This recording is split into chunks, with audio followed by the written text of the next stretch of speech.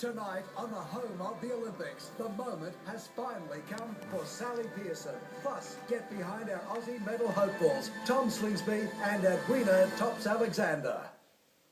This is 9 News with Amelia Adams.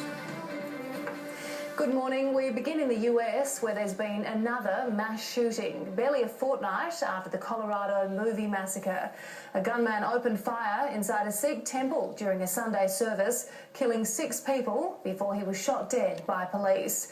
Let's go straight to our US correspondent, Denham Hitchcock now. And morning, Denham, what more do we know? Yeah, Amelia, here we are all over again. This is Oak Creek, Wisconsin we're talking about.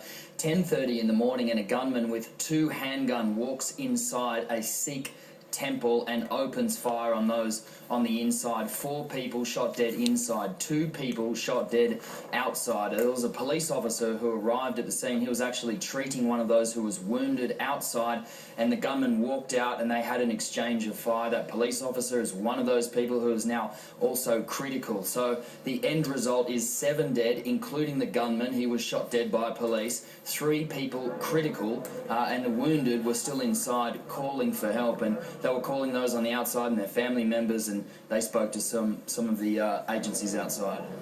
The wounded people are on the ground, and the shooters are inside, and people are reporting from on text messages, and some people are lying in the bathrooms. They are asking for help. He heard the shot, and then the shooter loaded the gun again, and he's just going into the building. We came here for a better life, not to get shot or something. It's kind of heartbreaking, you know. It's like just heart sank down, you know. This should never happen, you know. Denham, we heard some reports that there were 2 gunmen and that children were being held hostage. Can you confirm that? Yeah, they were the initial reports, and that's why those vision of police and those heavily armed police and SWAT members, and they just flooded into the scene there, and you can see some of the people being brought out on the gurneys because there were also injured there, of course, as well. There was lots of family, women and kids who were inside who had arrived for this prayer service, and those initial calls were that there were multiple gunmen and hostages. Now, that turned out not to be the case, but that just sort of added to this event. And the president, once again, addressing the nation, saying that he's been deeply saddened by this, and they're calling it domestic terrorism. And for some reason, one of the people inside did say that the gunman had a September 11 tattoo, so he may have been wrongly targeting this Sikh religion, something to do with those September 11 attacks. But nevertheless, the police say it could have been a whole lot worse. First officer on the scene is a 20-year law enforcement veteran, an extremely accomplished tactical officer. When he arrived on the scene, he engaged an active shooter outside of the temple. It stopped a tragic event that could have been a lot worse. There was a service going on with many people at that location.